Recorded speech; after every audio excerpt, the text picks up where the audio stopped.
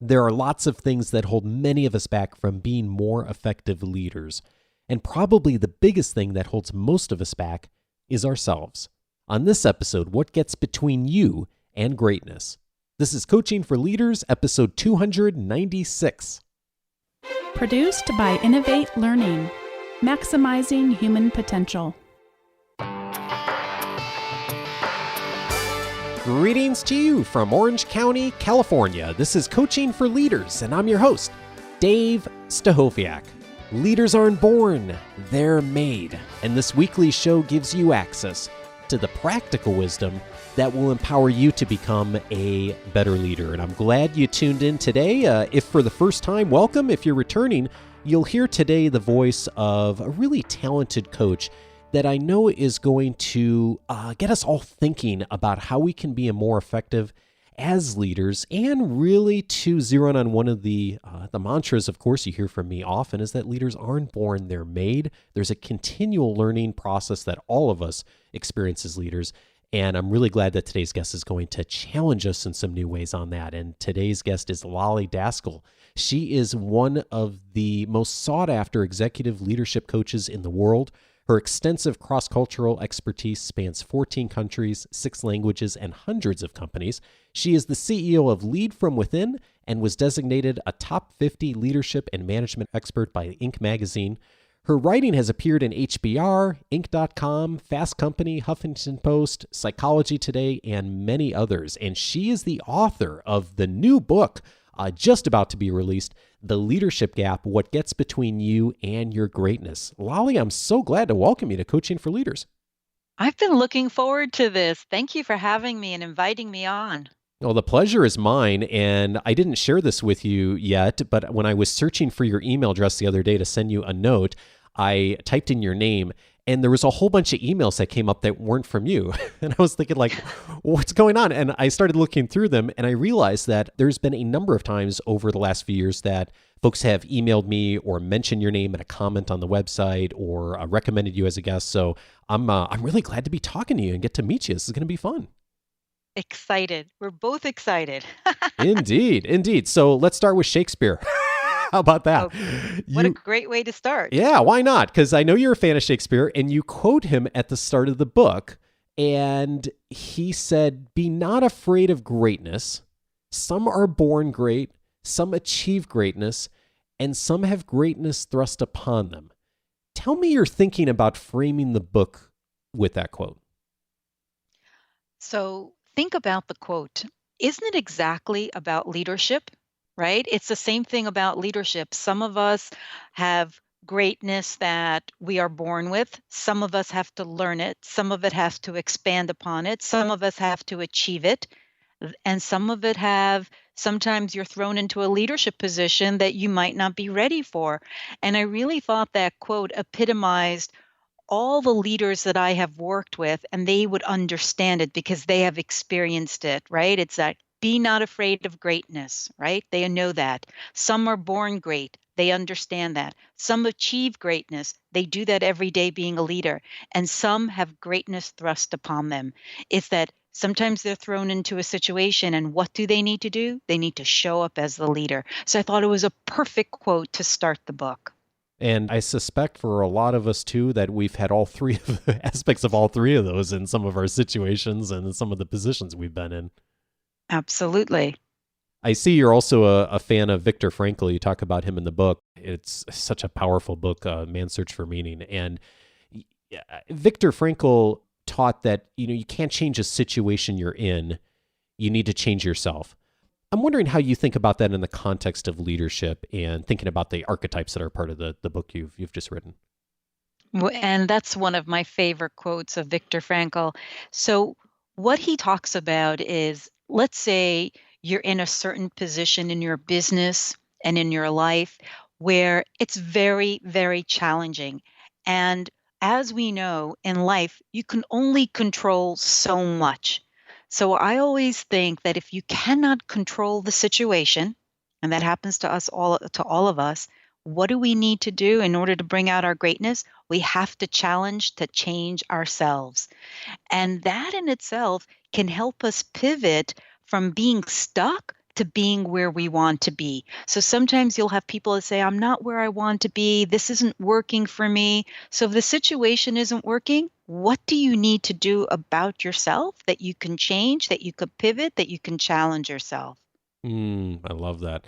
When I first heard about the book and I was looking through it, I didn't notice that Marshall Goldsmith had done the foreword to the book right away. And as I got into the book, I started thinking about What Got You Here Won't Get You There, one of my favorite books on leadership. And I was interested in how you've created and framed this book. I'm guessing that some of this is inspired by Goldsmith's work. And I'm curious if you could tell us, how did this come about? Like, where do the archetypes come from that you talk about in the book? And how does that build upon some of Goldsmith's work? The thing about Goldsmith's work is that, yes, what got us here won't get us there. And that happens for all of us in our lives. But this is a completely different message. It's in the message that there's three things here that are very different that you can't find in any other leadership book. Number one is that every leadership and business book talks about how you should do things, when you should do things, why you should do things, where, and we even recently got so excited about why we should do things. So what makes this book different is about who we should be. At any given moment, we have a choice of who we're going to be with ourselves and who we're going to be with others. The second thing that makes this book so different is that you can't find anywhere else is that there'll be many books that you read on archetypes. That's not new. But what makes this different is that I actually give you a framework, a system that teaches you that for every archetype that you have within you, there is a shadow, there is a gap. And if you're not aware of it, it can end up costing you in your business and in your leadership. So what makes this different is that you learn the good and the bad, the light and the dark, the greatness and the gap. And this framework is situational. Most books talk about as an archetype as a badge of honor. This is different. Each one of these archetypes show up within a given day, maybe even within a given moment, maybe even in an hour. And we have a choice to ask ourselves which archetype we need to be. So yes, when we get a certain place, in order to pivot to the next place, which Marshall's message is, my message is, who are you going to be? What are your gaps? And what are you going to choose in that moment? And so you identify 7 archetypes in the book, and I'm curious, looking through the 7 types, are there ones that we tend to identify more with each as an individual, or are they archetypes that we tend to move through depending on context and circumstance that may change over time? And I guess not sure I'm asking this very clearly, but is there one that I would tend to identify with more than others, or is that something that just changes with context? We are the latter. It's more about we change with context. It's more about the circumstance. Now, when you read this book, you might say, well, I lean into the rebel, or maybe I lean into the navigator. But if we're truthful with ourselves, we realize that if you think about the archetypes are more about the virtues. So who doesn't have confidence? Who doesn't utilize their intuition? Who doesn't speak with candor? Who doesn't want to be about courage? Who doesn't embody integrity? And who doesn't want to be trusted? And we all want to be loyal. So these are principles that show up every single day. It's not like today I'm only going to be loyal and tomorrow I'm going to be courageous. At any given moment, we could be all 7. So it's a matter of how we think about these in the context and the practical sense of what we're dealing with each day. And I was looking through the list and I was thinking about the different archetypes, and the one that kind of jumped out to me, and I think it would be interesting if we could zero in on, is the hero, and then of course the shadow part, the bystander, as you call it. And I'm curious how this plays out. Like, who is the hero? How does the bystander show up? I wonder if you could help us frame that, because I know I see elements of this in my leadership, and I know a lot of folks in our community will too. Right. So there's a great quote by Mark Twain that says, courage is the resistance to fear, mastery of fear, not the absence of fear. And most people they don't think of themselves as heroes. They say, "Oh, I didn't jump into a burning building, and I didn't jump into the tracks, or I didn't save somebody's life." And you don't have to do something extraordinary to be a hero. You just have to have courage. You just have to have that resistance towards fear. You just have to have the mastery of fear. And you have to show up in the absence of fear. Mark Twain epitomized what the hero archetype is about. The hero has fearful things happen in their lives. They're frightened about things, but they're brave anyway. They're courageous anyway. And I'm sure we can take a few minutes and think about our our daily tasks or our daily conversations when we're just afraid to do something, but then we do it. We are the hero because the hero is courageous and the hero is brave. And so how does the bystander come into, how does the bystander play in with that? So the bystander, and I'm sure you don't like these parts about yourself, but they do exist and they exist within all of us. It's not like it only exists in me and it doesn't exist in you. So think about this. How many times in your life did you see something, but you didn't do anything? How many times in your life did you hear something and you didn't say something? Maybe because you were afraid, maybe because you felt you didn't want to hurt someone. Whatever the reason is, you were a bystander. A bystander allows life to pass itself by. The bystander allows opportunities that could be great for them to pass them by. Think about the team meetings that you have. Think about the time that you need to talk to, your colleagues, and think about the times maybe you even have to talk to your customers. Are you the person that is brave enough and courageous enough to say what needs to be said? Or do you tend to say, "Oh, I'll let this pass by and I'll see what happens"? That's the bystander. And as we know, when you lead from your gap, it can cost us in your greatness. It can cost us on what you really need to be doing in this world. Interesting. And that's the thing that came up for me when I was reading through this. And like you just said, a lot of us don't think of ourselves as heroes.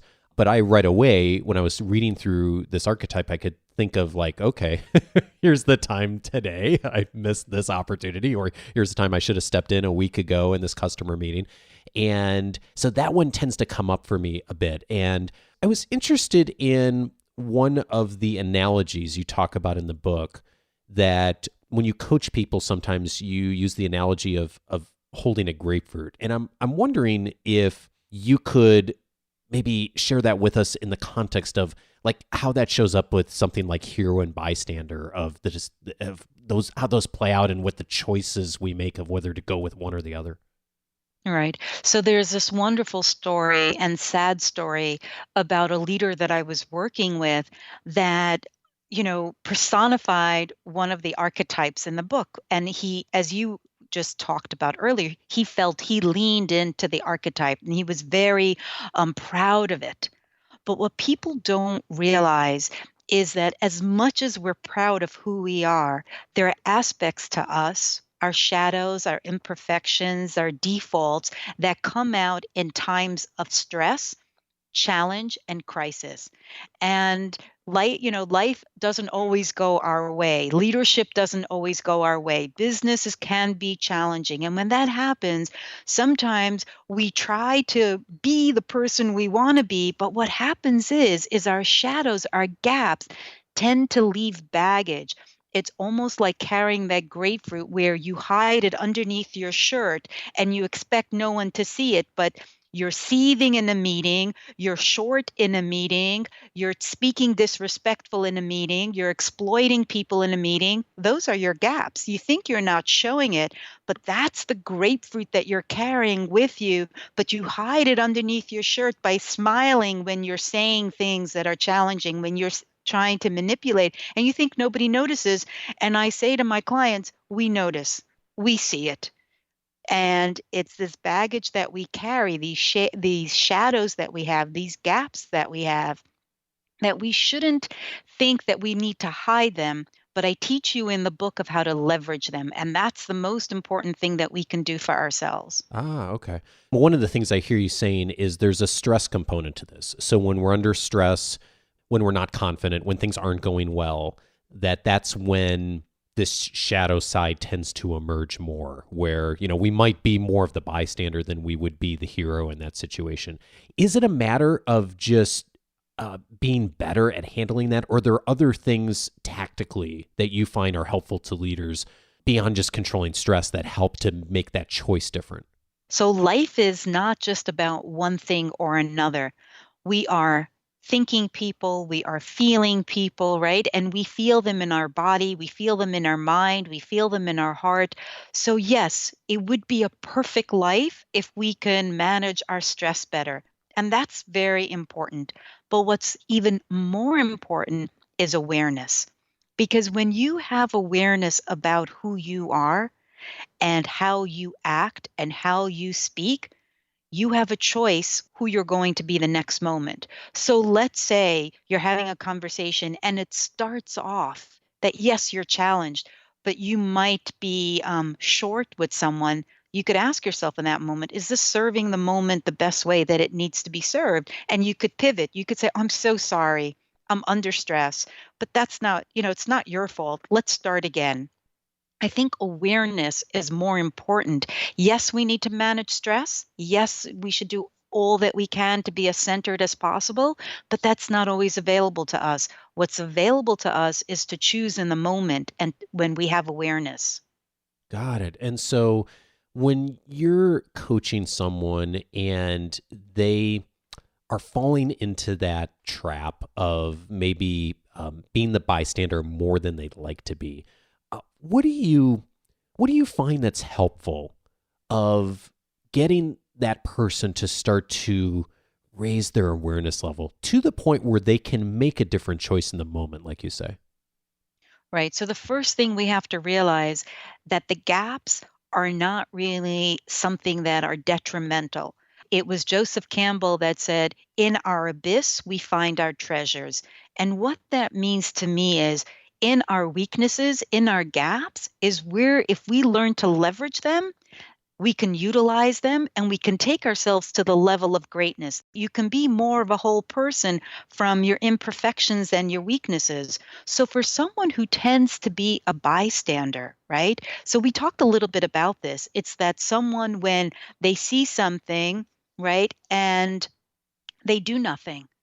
And so what we want to get to the bottom of it is what triggers you not to do something? What makes you afraid? What is it within you that makes you not stand up? And the whole thing is if we can realize the triggers of who we are and what makes us do what we do, we can get to the bottom of that, then we can pivot. So I always tell my clients and I explore with my clients, why is it that you're not saying something? Why is it that you're not doing something? And why do you act so passive? How does it serve you?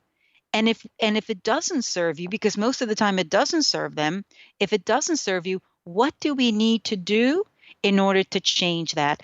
There almost has to be a partnership with myself and my clients because there has to be a willingness to pivot. There has to be a willingness to leverage being the bystander because I could tell you right now how to change as a bystander, but if you're not ready, if you don't want to partner with me, if you don't want to learn what it means to leverage it, you won't do it.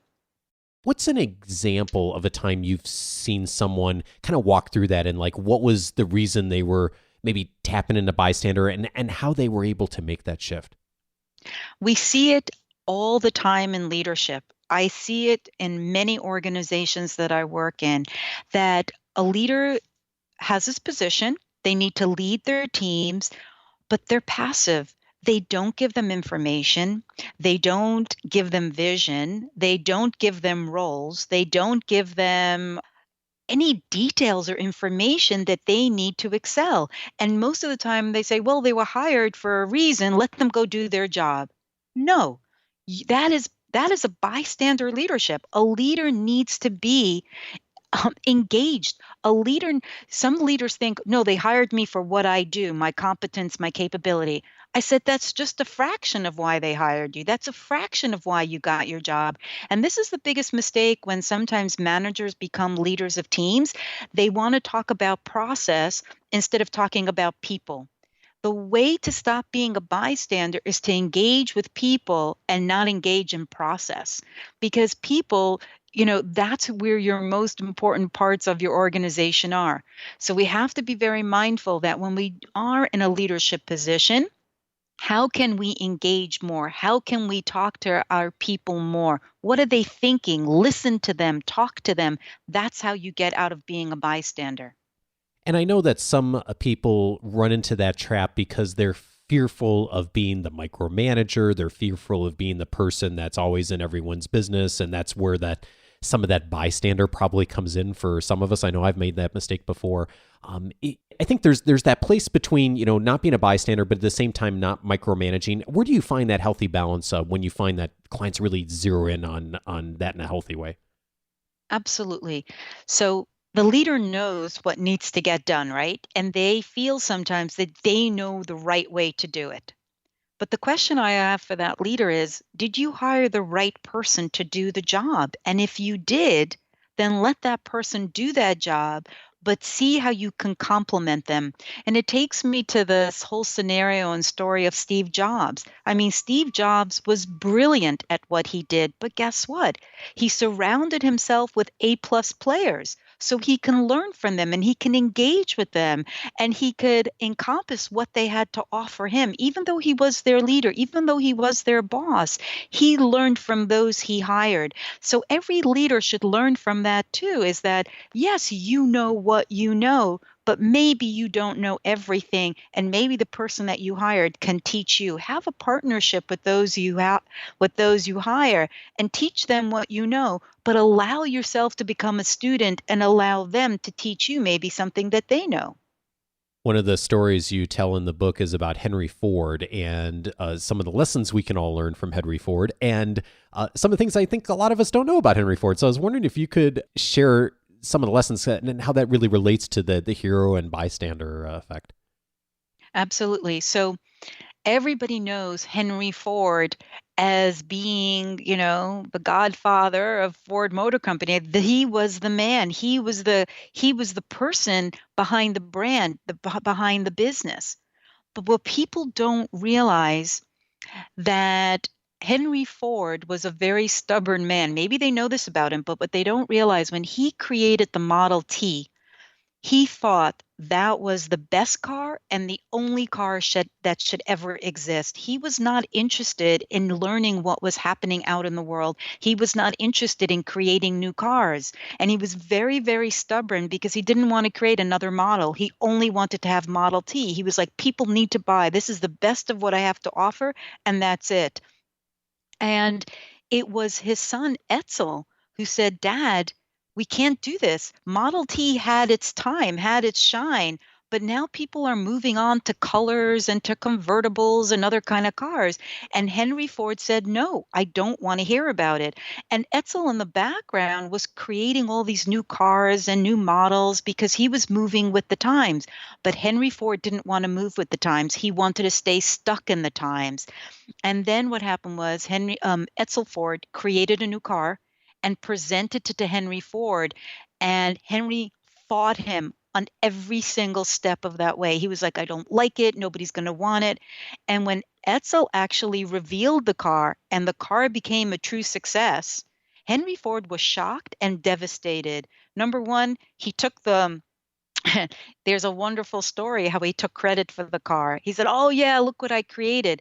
But it was Etzel that took the chance. It was Etzel that was the hero. And it was really Henry Ford who was the bystander in that story because he wanted to stay stuck with the Model T. And it was Etzel who was courageous. It was Etzel that was brave who said, Dad, no, we need to move forward. And people don't know that because of Etzel and his designs is actually why the Ford Motor Company went on to be such a successful company, not because of Henry Ford, but because of Etzel. He was the true hero.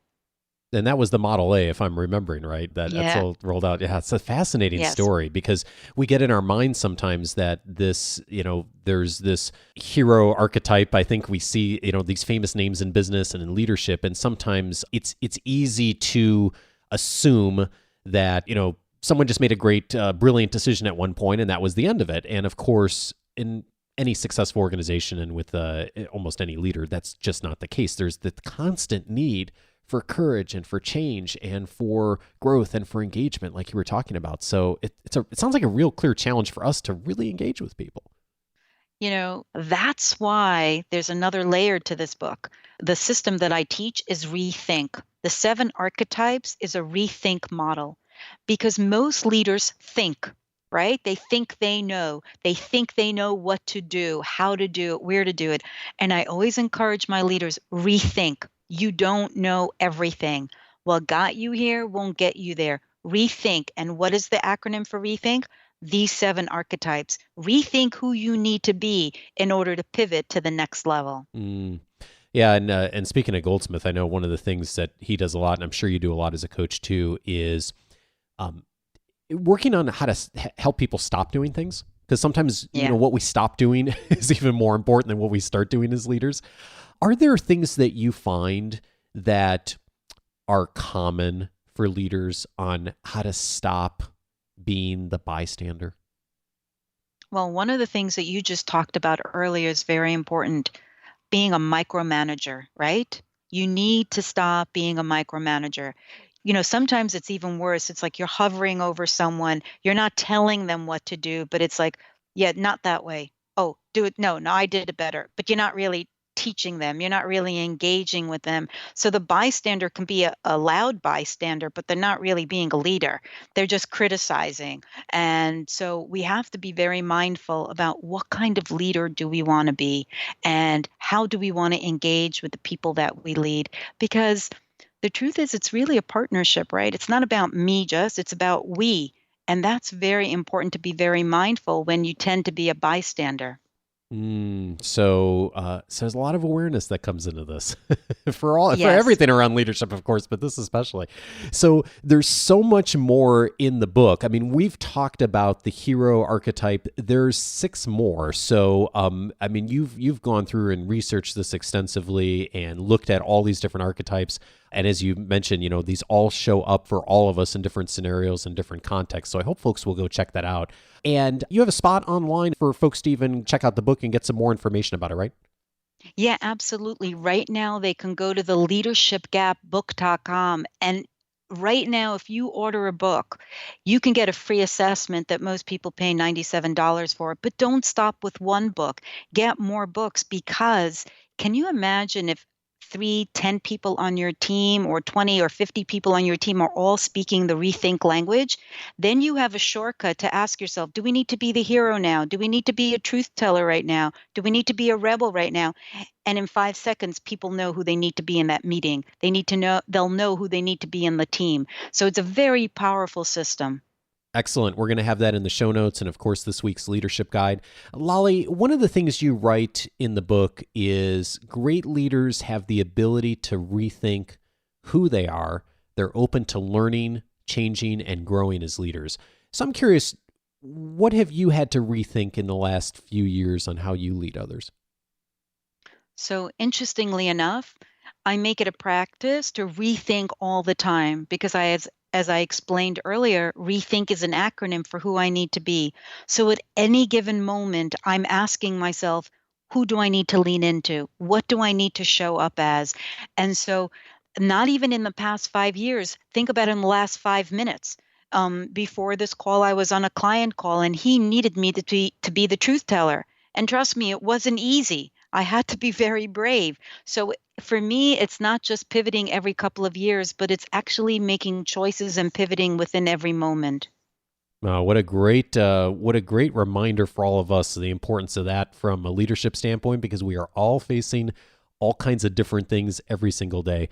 Lolly, I really appreciate your perspective on this. I know the book's going to be really valuable for all of us and to give us a real strong framework on moving forward. So thank you so much for bringing your wisdom to us. And I'm really excited to be able to get our community invested in what you're doing.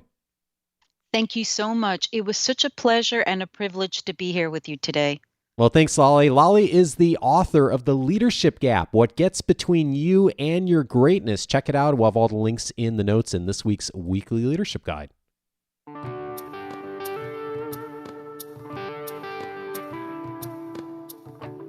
Thank you, Lolly. And one of the ways that all of us can be greater at what we're doing is through knowledge and education. It's the starting point for all of us in our journeys to become more effective leaders. And as we talked about on the last episode, there's a lot beyond that, of course, too. Taking action, then the coaching that comes with trying things that are new and failing, and then eventually getting to the point where we develop skills that we can utilize and then ultimately teach others. Knowledge is often the very beginning of that process, and one way that you can enhance your knowledge of not only the leadership skills we've talked about in today's episode, but all the broad aspects of leadership is by getting access to the archives for the Coaching for Leaders show. I have archived over the last 6 years by topic all of the things that I think are most important for you to be hearing as a leader that'll start that journey for you. And you can get access to that by going to coachingforleaders.com/podcast. If you're already a member of the website, a free member, you can access that directly. If you aren't yet a free member, when you go to that link, it'll give you an opportunity to register as a free member on the website. It'll give you access to the full podcast library, searchable by topic, in addition to a number of other resources, including the regular member cast. And you'll also get access to my free 10-day audio course titled 10 Ways to Empower the People You Lead.